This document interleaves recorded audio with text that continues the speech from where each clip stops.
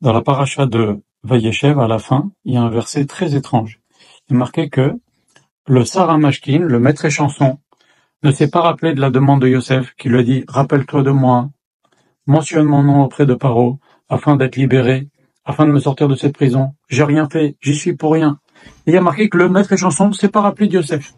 Et le verset est étrange parce qu'il y a marqué « Le maître échanson ne s'est pas rappelé de Yosef et il l'a oublié. » Évidemment, si c'est pas rappelé de Yosef, il a oublié. Qu'est-ce que ça veut dire, il a oublié? Deuxième chose, dans la parashat Miketz, une fois que Yosef s'est dévoilé, enfin qu'il a expliqué les rêves de Paro et qu'il a été nommé vice-roi, il s'est marié avec la fille de Nina, Bekosnat, et il a eu deux enfants, un Ephraim et le deuxième s'appelle Ménaché. Et c'est extraordinaire ce que la Torah nous dit. Il appelait son fils Ménaché, la Torah nous dit, car Nashani Elokim mi bet avi. Akadosh Baruch Hu m'a fait oublier la maison de mon père. C'est étrange que, encore une fois, il y a une histoire d'oublier. C'est-à-dire quoi oublier? D'abord, son père est en deuil depuis 15 ans. À ce moment-là, quand il a eu Ménaché, ça fait 15 ans qu'il n'a pas vu son père, que son père s'endeuille, Yaakov s'endeuille.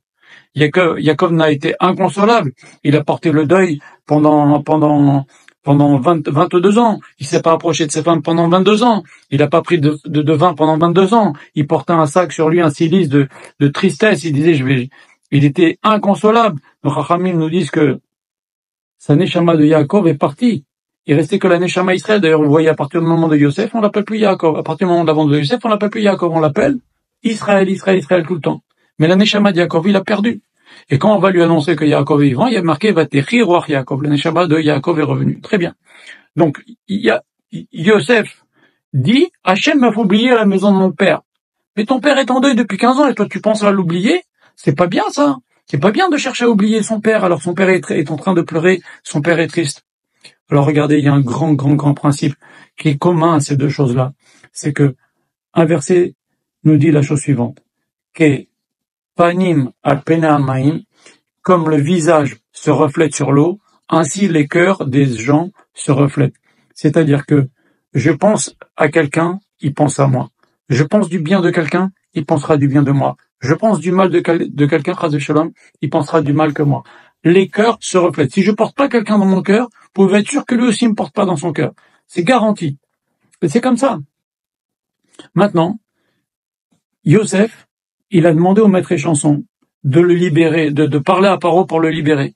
Et il voit que il a fait une bêtise. Il a dit, moi j'ai mis ma confiance en un homme, au lieu de mettre ma confiance en un Kadosh Baruch Hu. Si maintenant, le maître échanson parle à Paro, eh ben, il va s'en suivre une catastrophe extraordinaire. Laquelle? C'est que Yosef, il va croire, et dans toutes les générations, quand on va lire la Torah, on va lire que, eh ben, il faut faire un peu de protection pour essayer d'obtenir ci et ça. Hachem, il a donné exprès 2 ans pour lui apprendre à lui, à Yosef, pour nous apprendre à nous, qu'on doit mettre sa confiance en Akadosh Baruch Hu. C'est sûr qu'on doit faire une ishtadlut, mais quelqu'un du niveau de Yosef, il n'avait pas à faire une ishtadlut, un effort pareil. Il a fait une erreur. Et Yosef s'est tout de suite rendu compte de son erreur. Qu'est-ce qu'il a fait? Yosef a essayé d'oublier le maître échanson afin que le maître échanson oublie Yosef. Et c'est ce qu'on voit dans le verset. Il y a marqué, le maître échanson ne s'est pas rappelé de Yosef, et il a oublié. C'est qui l'a oublié? C'est Yosef qui l'a oublié. Yosef a fait exprès d'oublier ce maître échanson afin que le maître échanson ne se rappelle plus de Yosef. C'est comme ça qu'il faut lire le verset. Donc, en ne pensant plus au maître échanson, l'autre il a oublié. Maintenant, on va comprendre aussi l'autre passage. Quand Yosef, il appelait son fils Ménaché, car Hachem m'a fait oublier la maison de son père.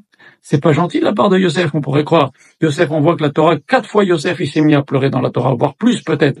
Mais 4 fois, ou par émotion, il s'est mis à pleurer.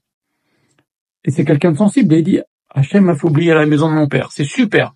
Alors son père est en deuil, un deuil très grave que l'on paye dans toutes les générations. En vérité, non. Yosef, il savait que son père était en train de pleurer. Il savait que son père avait de la peine. Parce que son père, la Torah nous dit au début de Vayeshev que c'était son fils préféré, son chouchou, au fils auquel il a appris beaucoup d'enseignements de Torah, plus que les autres. Et ça crée toute la jalousie. Donc, il savait que son père l'aimait énormément. Il savait dans quel état de tristesse se trouvait son père. C'est sûr, il savait comme son père l'aimait. Alors, qu'est-ce qu'il a fait, Yosef? Pour alléger la peine de Yaakov et la souffrance de Yaakov, qu'est-ce qu'il a fait? Il a essayé, lui, de pas penser à son père. Si je pense pas à mon père, mon père va pas penser à moi, et donc il aura moins de peine. C'est ça. Il appelait son fils Ménaché, car Hachem m'a fait oublier la maison de mon père. Exprès. Je vais pas penser à mon père, comme ça mon père il pense pas à moi, il ne s'attriste pas. Et c'est ce que nous ont dit nos chachamim. Pourquoi un mort, avec le temps, avec les années, eh ben, on y pense moins. Au début, quand il vient de mourir, on pense à ça. On pense à lui tout le temps, tout le temps, tout le temps. Au bout de un an, déjà, on n'y pense pas autant qu'au bout d'un jour ou 2 jours après le décès, Chas v'Shalom. Et au bout de 10 ans, encore moins. Pourquoi? Nos chachamim nous disent tout simplement parce que si le mort ne pense plus à nous, c'est normal, il est mort. Alors nous aussi, on pense plus à lui. C'est naturel, c'est comme ça, Hachem a fait les choses. Et donc, Yaakov, il pouvait pas se consoler de la mort de Yosef, puisque Yosef n'est pas mort. Donc de temps à autre, Yosef pensait à lui. Malgré tous les efforts que Yosef a fait, il a même nommé son fils, Hachem m'a permis d'essayer de faire des efforts pour oublier mon père, comme ça mon père n'a pas de peine. Voilà, donc essayons d'avoir des bonnes pensées sur notre prochain, comme ça, eh ben, ils auront des bonnes pensées envers nous. Il faut pas oublier, la pensée, c'est créateur. Là, il y a beaucoup de choses qui se passent avec la pensée, et la pensée, il y a même des mitzvot que l'on fait à penser, par exemple. Avoir dans son cœur, aimer Hachem.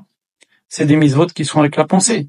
Savoir qu'Hachem, dans notre cœur, qu'Hachem est unique, qu'Hachem est présent. Tout ça, c'est des mitzvot de la Torah, c'est des mitzvot qu'on fait en pensée. C'est vrai qu'on dit le schéma en prononce, mais dans ma tête, je pense, j'aime Hachem, c'est dans mon cœur.